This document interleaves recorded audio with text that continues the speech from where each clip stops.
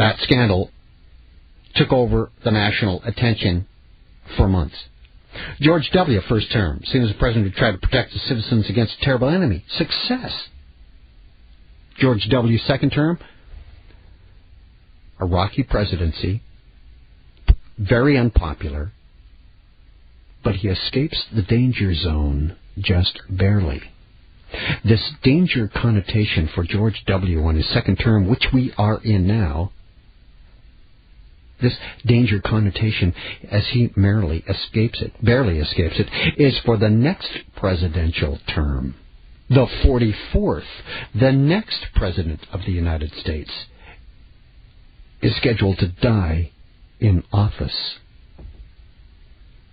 This comes from the alignment of the stars for January 20th, 2009, which is the inauguration date for the 44th president. This is according to the rules of Vedic astrology through the alignment of the stars, and so far, it is 100% correct. Who was it?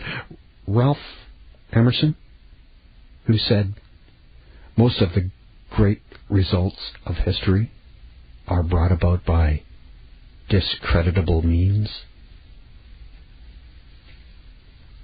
It's the Spaceman on AM 640, Toronto Radio. When I come back, I want to go through step by step how Barack Hussein Obama came from nowhere to almost a front runner and almost a shoo-in, and we haven't even gotten started yet with the campaigns on his road to the White House.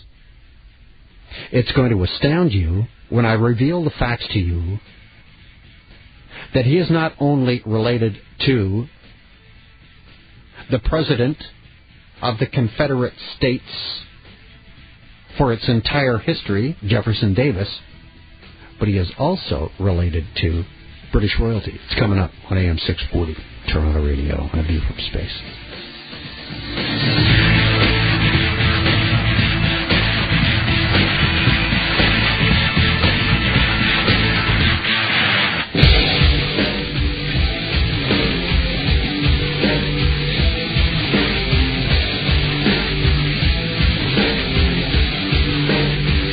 Extreme radio for extreme times.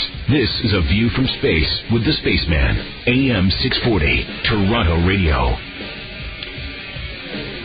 It's Spaceman on AM 640, Toronto Radio. Thank you so much for the emails. You can email me, by the way, at space@640toronto.com or spaceman@640toronto.com. So, Vedic astrology has been 100% correct with George W. on his final term, which is this term. He has just barely escaped a danger connotation, meaning big trouble in office or even death while in office. It seems as though that is reserved for the 44th President of the United States. Vedic astrology says the 44th President of the United States dies in office. Barack Obama just may be being groomed for the ritual sacrifice, as many of the presidents I've just talked about have done. Barack Obama, born in Honolulu, Hawaii, to Barack Hussein Obama Sr., born in Eligo, village in Nyanza province in Kenya, which I'm not sure I'm ready to believe. But Ann Dunham, born in Wichita, Kansas, is his mother. His parents met, the history books say, while they were attending the East-West Center of the University of Hawaii at Manoa, where his father was enrolled as a foreign student. So if you can imagine, a goat herder in Kenya ends up in a Hawaiian university and ends up being a senior economist in the Kenyan Ministry of Finance in Nairobi, Kenya. What an incredible leap that was. I just don't think that sort of thing can happen.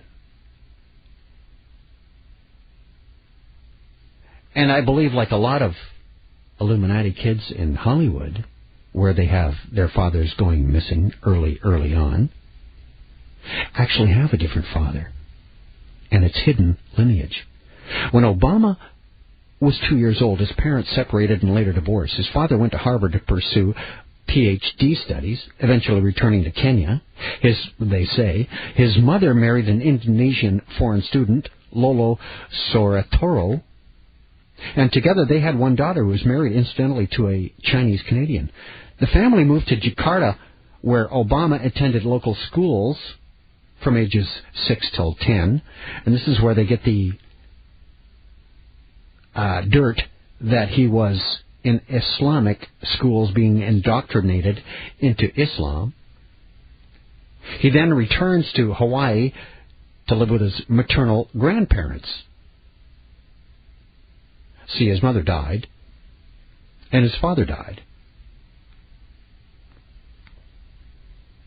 His father died in a car accident in Kenya when Obama was 21 years old. But Barack Obama grew up without his father. His mother died of cancer a few months after the publication of his 1995 memoir. But he was being brought up by his maternal grandparents. Ann Dunham's mom and dad from Wichita, Kansas, who are directly related to Jefferson Davis, the President of the Confederate States, for its entire history. The Confederate States in America only had one president, Jefferson Davis. Related to the Dunhams. Related to Barack Obama. So isn't that incredible? Jefferson Davis, the only president of the Confederate States that wanted slavery, has Barack Obama in their family. A black man running for the presidency of the United States with some kind of push and power behind him. So this book that he wrote was basically for the sole purpose of giving the world all of his, well, let's call it dirty laundry. There isn't much of it, believe me. This guy's squeaky clean. In his book, he tells of his days of drinking and cocaine use and marijuana use. Columnist Joe Klein stated in an article about Obama for Time magazine that the book may be the best written memoir ever produced by an American politician. I mean, this is kind of power that is behind this man. Time Warner is behind this man. Time's running out for me, but after high school, he studied for a couple of years at Occidental College, a private coeducational liberal arts college in California. It's the beginning of an interconnection with Britain and her stringent control on the people and education in America. Aldous Huxley, the author of Brave New World, was close friends with college president Remsen Byrd during Huxley's time living in Southern California. He spent a lot of time at Occidental College. And even included that college in one of his other books he wrote in 1939 called After Many a Summer. Aldous Huxley was George Orwell's teacher in his time at Eton College in Britain. And Orwell, of course, is the author of 1984, Brave New World, and 1984 are powerful novels of a so-called imaginary future of state control, which is, in fact, a blueprint for the New World Order being foisted upon the world now.